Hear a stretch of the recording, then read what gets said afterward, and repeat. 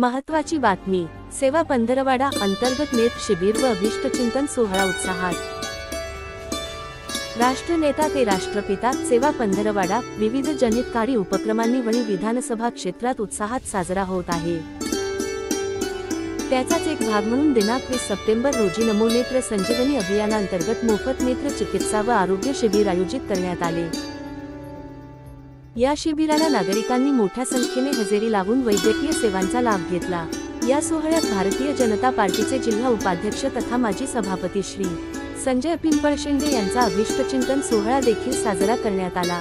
भाजप पदाधिकारी, महिला आघाडीच्या कार्यकर्त्या तसेच मित्रपरिवाराने त्यांना पुष्पगुच्छ अर्पण करून वाढदिवसाच्या शुभेच्छा दिल्या।